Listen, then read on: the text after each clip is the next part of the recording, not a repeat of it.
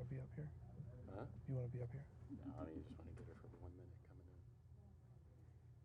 Just to get the chairs.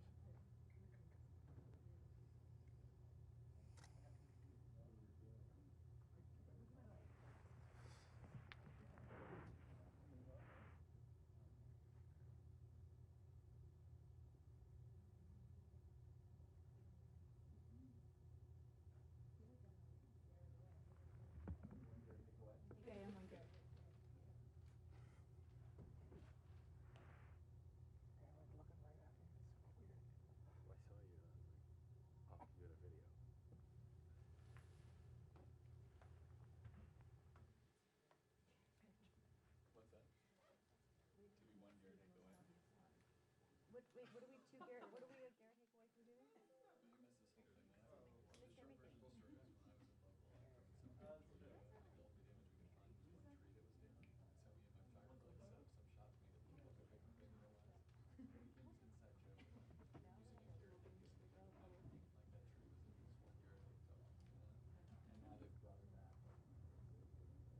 Using a carrot case to make it look like that tree was at least 1 year ago. And now they've brought it back. Was that one? 630. So you get a couple bonus safety inches.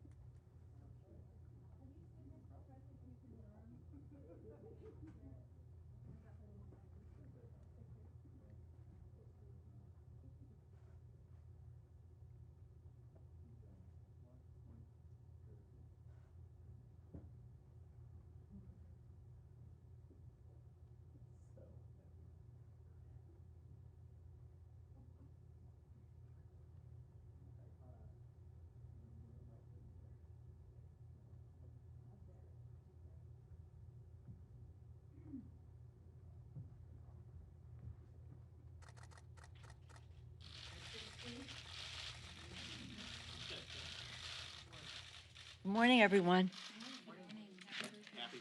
Thank you. I'm not celebrating, though, until I can hug my grandbabies. I was waiting for that day. Hopefully that will be soon, but thank you. Last night, as you know, the Senate passed important legislation. We're very proud of the product. We think it is, we did jujitsu on it, that it went from a corporate first proposal that the Republicans put forth in the Senate to a workers first, Democratic workers first legislation. But let's first back up. As I was coming here, I saw that nearly 1,000 deaths in the United States, 900 yesterday, so I don't know what the number is today, but they're saying nearly 1,000 deaths in our country. Tens of thousands of people we have tens of thousands of cases. This is a pandemic that we haven't even seen for over 100 years in our country. It's really such a tragedy. So we had to take important action. We had to take action, though, that puts families first and workers first. And that's what we did when we did our first legislation. The first two bills were about addressing the emergency directly. $8.3 billion for research, for vaccine, for a cure. And that's, of course, the light at the end of the tunnel. But funding for testing, very important so that we know we can take inventory of the challenge that we face, and more importantly, that we can address each family's concerns about this. The next bill was about masks, so that we can test, among other things. Emergency. The bill that was passed in the Senate last night and that we will take up tomorrow is about mitigation for all the loss that we have in our economy while still addressing the emergency health needs that we have in our country. And next, we'll go from emergency mitigation to recovery in terms of where we go to grow the economy, to create more jobs in light of the reality that we've just been through. So right now we have the legislation that will come to the floor tomorrow. I anticipate and feel certain that we will have a strong bipartisan vote. And we take some pride in the fact that, as I said earlier, congressional Democrats in the Senate and in the House were able to flip this over from corporate trickle-down Republican version to bubble-up worker first, families first legislation. Again, we have some other things we want to do, but first we want to take pride in what happens there. For workers, we were able to get, of course, extended from what the Republicans wanted, and expanded unemployment insurance. This is so very, very important.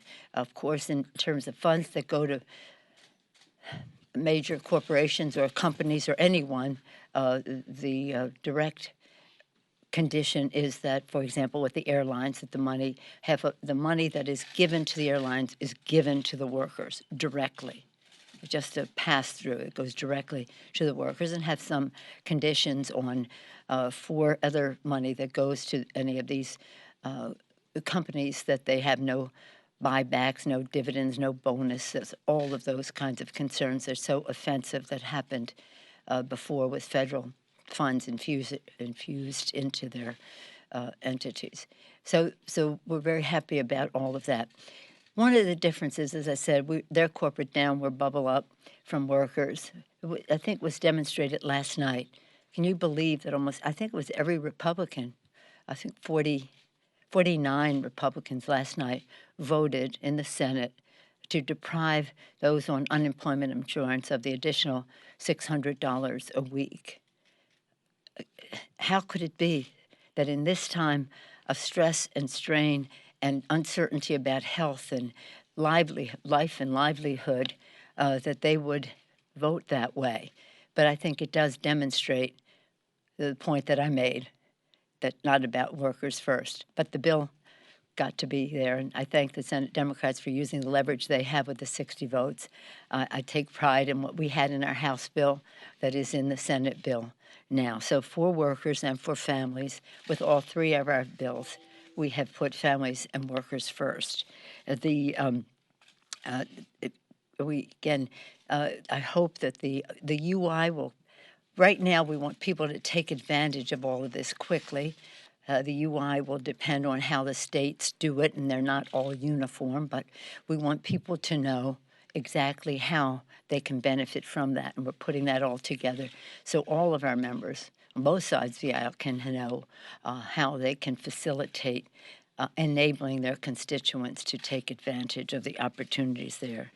So again, the bill last night and tomorrow will be a large infusion of funds for hospitals, health systems, and state and local governments. We want more, this was a big, strong state, but we need more. Small businesses, so proud of the work of all of our chairmen. They were just dazzling in their knowledge, their strategy, their experience in getting the right kind of bill passed, even though, again, compromising, not getting everything we want, but recognizing that we won the day. Small business want fast relief. Small business, they have meant for rent, mortgage, utility costs, eligible for SBA loan forgiveness. I salute Congresswoman, Madam Chair Nydia Velázquez for what she was able to accomplish there. Students, we secured billions of emergency education funding. Thank you, Bobby Scott, on our team, and our appropriators, Rosa DeLauro, Anita Lowy, et cetera, doing so much work there. Oh, don't get me started on naming my members. I'll be talking about all of them. I will, and you'll see how they are.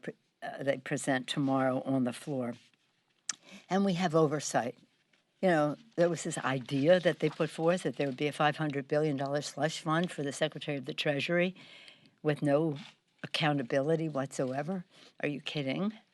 With all respect in the world for this secretary, that was not a complete non-starter. So I'm pleased that language that was in the House bill and in the Senate bill it has an inspector general specifically for that account, and also a congressional panel of 5 people appointed by the leaders to oversee how that funding is dispersed. Comes back down, though, to the fact that people are at risk. as I say, tens of thousands cases, nearly 1,000 deaths in the United States. I've said from the start that we must have a proposal that is government-wide, science-based, so that we can really address the challenge that we face in a scientific, evidence-based way. That is not necessarily the course that has been advocated by some, but it's where we must be if we're going to end this. From a scientific standpoint, we have the best minds working 24/7, all hands on deck to find a cure, which is, of course, the light at the end of the tunnel. But if we do not heed the advice of the scientific community about isolation and avoiding as much communal contact as possible, in fact, none, then the light at the end of the tunnel may be a train coming at us, the proverbial train. And we cannot, every day, every week that is wasted on not taking that warning seriously is a problem. It's a problem. So let us thank our men and women who our healthcare providers, our first responders, our emergency service people, firefighters, and the rest who are not only responding to this, but initiating their own efforts, sometimes risking their lives to save others' lives. We need to get them more personal protective equipment. It's absolutely essential, and it is a shortfall right now. We would hope that the government production office, the Defense Production Office agency would be called upon to call upon industry to convert to making ventilators and the rest. Testing, mask, ventilators. What's the mystery? We need many more. And a ventilator, just for your information, is not about making you breathe easier. It's making you breathe, period. It is vital to life and death in many cases. So we need an unlimited number, let's think of it that way, endless number of ventilators, and just to name one thing. But everyone, the farmers, the producers, the grocers, everyone who's keeping America fed, our truck drivers, postal workers, delivery people, everyone who is making this survival possible, we thank. And again, we thank our scientists for striving to find a cure.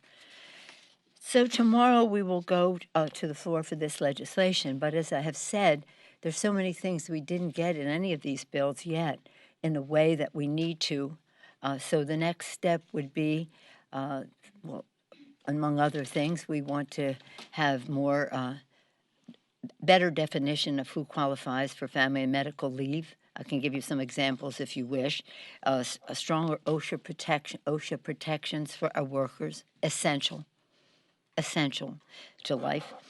Pensions, we had a proposal on pensions in the legislation that my understanding was, and I trust it is true, that the president supported, but Senator McConnell wouldn't do it, but said we'll do it in the next bill. So we're ready for that. Increased SNAP. One disappointment in the bill was they would not increase. We were asking for a 15% increase in food stamps at this very fragile time for many families. They wouldn't do that in this bill. More money for state and local governments. That could be, I spoke with the secretary this morning about how we're just not doing enough for state and local government. That's just the way it is. We had $200 billion in our bill. We end up with 150, but neither of those figures is really enough. But we're hoping, and I mentioned to him that the Fed, and I talked to Chairman Powell about this, that they would expand the opportunity for, shall we say, helping out state and local government, municipalities, and the rest.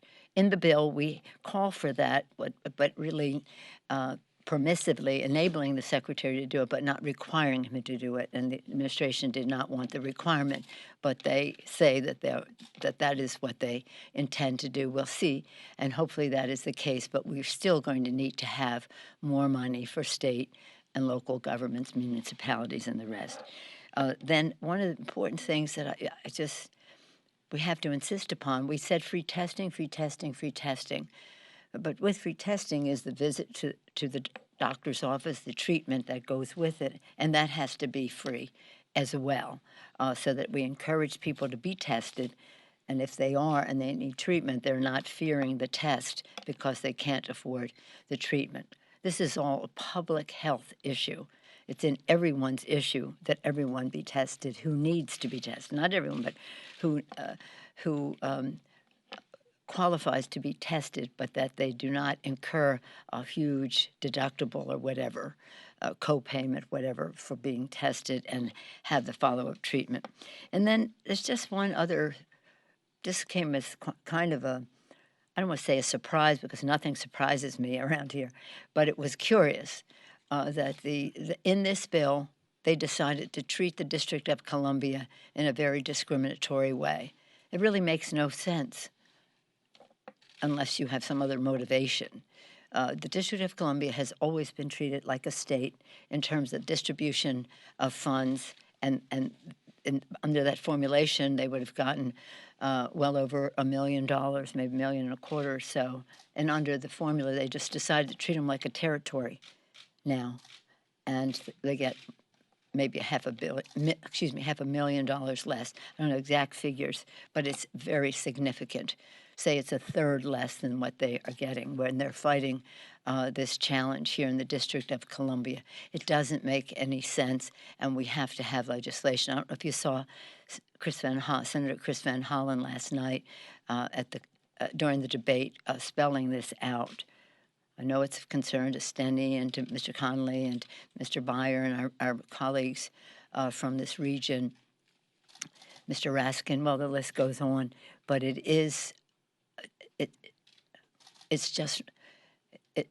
doesn't face the realities of a public health crisis that we have in our country, and goes out of its way to do something so out of the ordinary.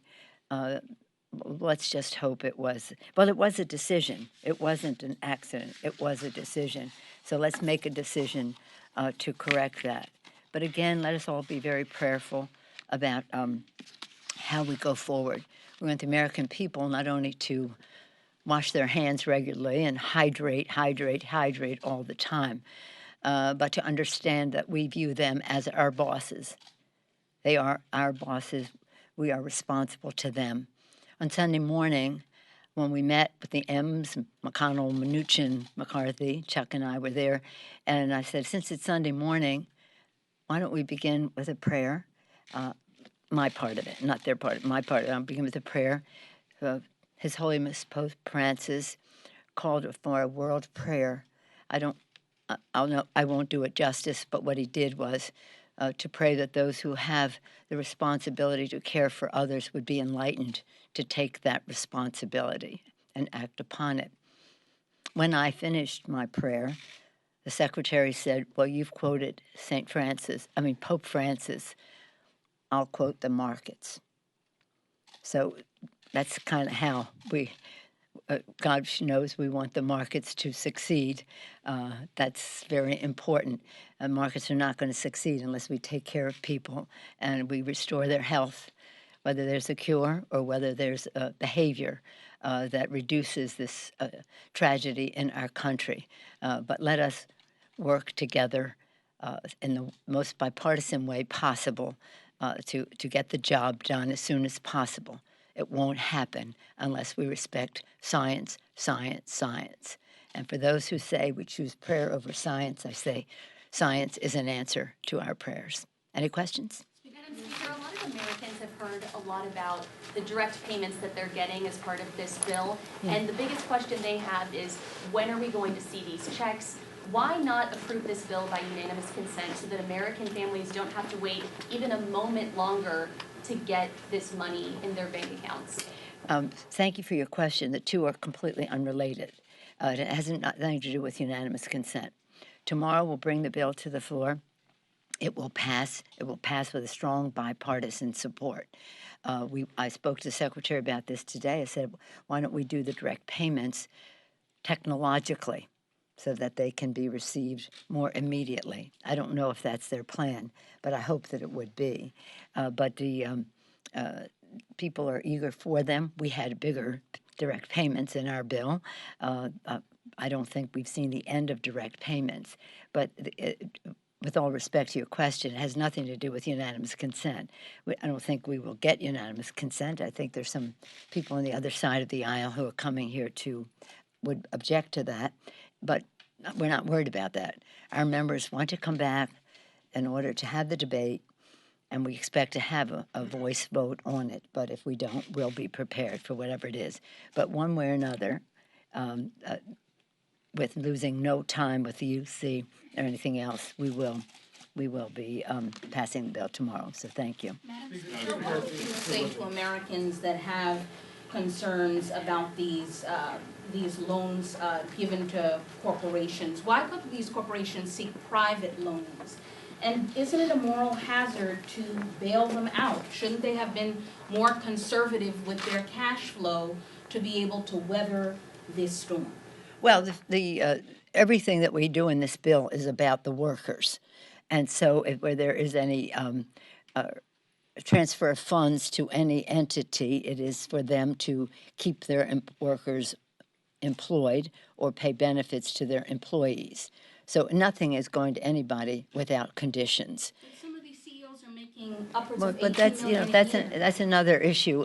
We can't deal with that now, but we did prohibit. And thank you for your question. So I can say again, the conditions include preventing any buybacks, all the things that they did in previous times when they had resources, just use them money to enrich themselves in terms of dividends, bonuses, and the rest. And there are some considerations about CEO pay in all of this. But this is an opportunity for us to have the leverage switch from the top, from trickle down from corporate headquarters to bubble up from the assembly room floor. Yes, ma'am. Thank you. You've already started talking about the next phase. Yes. How quickly do you think that bill needs to come together? How big do you anticipate it will be? And do you intend to work on it from Washington or from California? And finally, who should take the lead on it, the House or the Senate? Well, we'll be taking the lead. I think right now what we're advocating is, we took the lead on some, they took one. We really should be operating four corners, the four House and Senate, Democrats and Republicans, as we go along to find as much common ground as we can. But I'll be working on most of it from here, but also with my committees. In the course of this whole thing, my committees were outstanding. The committee chairs were, as I said, dazzling in their knowledge and brilliance about how to get the job done, and they made a tremendous difference. Of course, we didn't get everything we wanted, but it's a compromise. We did very well, and that's why I got a call yesterday from some of the on the other Senate side, not on the Democratic side, saying these members think that it's too much of a Democratic bill. What can I say? So in any case, we'll go through the committees. Bobby Scott of the Education and Labor Committee, which oversees family and medical leave, will be working on that, as will be the appropriators, Rosa DeLauro, and that will work. House and Senate, we have the legislation with Patty Murray that they rejected, but we'll bring it back. The OSHA is also from that committee. The OSHA, the Occupational Safety and Health issues, are very important, more important at this time than any time anybody can remember, because people are going into an infectious situation. So we'll be having our by phone, and perhaps even beyond that, have our meetings to bring that together. But in this case, Nancy, it's going to be public sentiment. People say, well, why do we need another bill? We need it because the health workers working in those settings need it. We need it because of a family. For example, if your mom,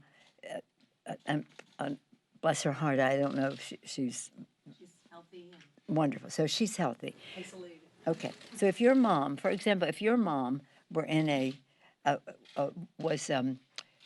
day senior health center where you take them in a day and they get the health needs and all that, and then come home, or was at home and had a health care provider in the home, and because of the coronavirus, those two entities, one would close and the other could not come, you would be able to take family and medical leave.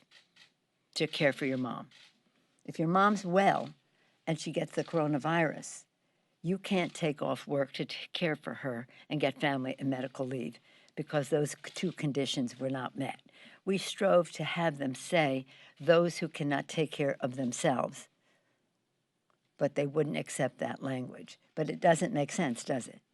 So anyway, we want to improve on that and improve how many other people would avail themselves of it. So again, these are needs that people have. This is all, understand this about this. It's really important to know this. This is all about the coronavirus.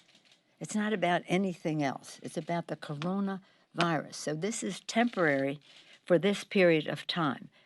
And it's important to know that because people say, well, why should we do it? Because of the coronavirus. It's a public health issue, and we have to keep people as healthy as we can. And family medical leave is one way to do that. And then some of the other issues that I meant, that what they're getting tested, then they should have not to pay a high copay for the other services that go with that test at this time. When we're talking about of course, the direct payments are directly related to this. So, but just to that point, we want to engage the public in that discussion. The timing is interesting because I see the Senate said they were leaving until the 20th of April. I guess that's after the Easter and Passover.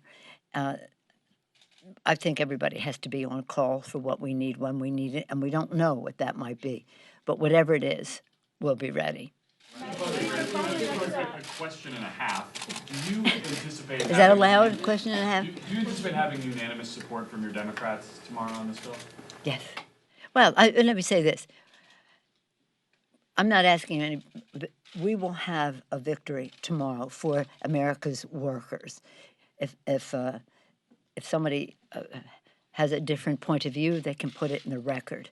But we're not worried about that. The other question was, Governor Cuomo yesterday expressed a lot of concern that... Which one was the half? That was the half. Yes, that was the half. Governor Cuomo yesterday said he's really worried about his state budget, that the money in this bill isn't going to go nearly far enough to fill the hole. Other states will likely have that problem. Do you think the next bill you're going to have to dedicate significantly more, essentially to bail out state governments who cannot do this on their own and can't run a deficit? Well, thank you for your question. I did have the occasion to have the benefit of the governor's thinking yesterday, so, and I have the enormous respect for him. I think he's doing a spectacular job at what he is doing, and it's something we've never seen before. But I also see that with my own governor, Gavin Newsom in California. They remind me of each other in terms of they're so values-based and they're determined to do the right thing and respecting the dignity and worth of every person. But it takes money, and we have, thanks to Jerry Brown, a big budget surplus in California, which is going to be eaten away by this. So it's not a question of bailing out states. It's a question of meeting the needs of the people, and that's our responsibility to do. He called it a drop in the bucket. Well, it's several $7 billion, and it isn't anywhere near enough, but it's still $7 billion, several billion, I think like 5.6 billion, something for New York. We have to do more. And if we don't face that reality, and we're encouraging the states then to give money to localities as well, because they, in our situation in California, for example, San Francisco provides a lot of the cities and counties provide a lot of the care throughout the country, and meeting the needs, whatever they are, on a public health issue.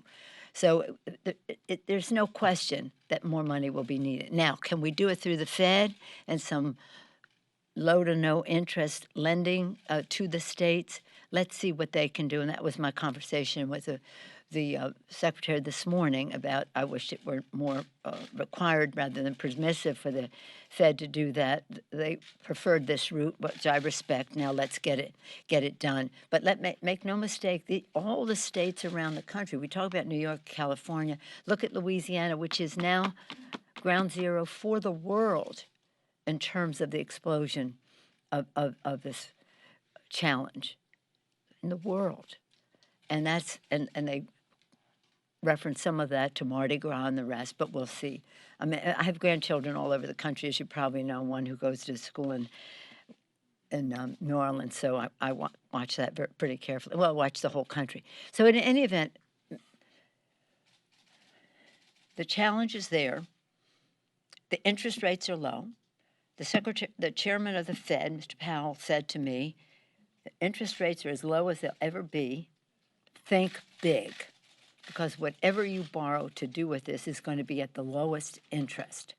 What we did last night and what we will do tomorrow, $2 trillion, is about the cost of the tax scam that the Republicans foisted on the nation to give 83% of the benefits to the top 1%, whatever it was, plus the interest on the loan, on the debt.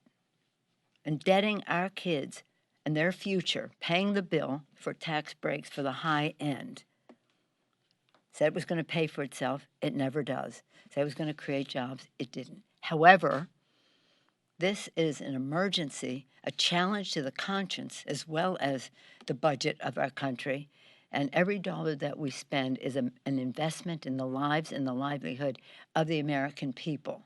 We can go bigger, especially now the interest rates are even lower than at the time of the tax scam. So it isn't even, it's like I gave you a dime for a cup of coffee. It doesn't cost a dime anymore. It costs much more. Let's recognize that reality. But again, let's do it in a way that stays focused on the kitchen tables of America's families, their needs, their concerns, and how we can, again, meet those needs as Pope Francis told us to take responsibility for. Thank you all very much. Thank you.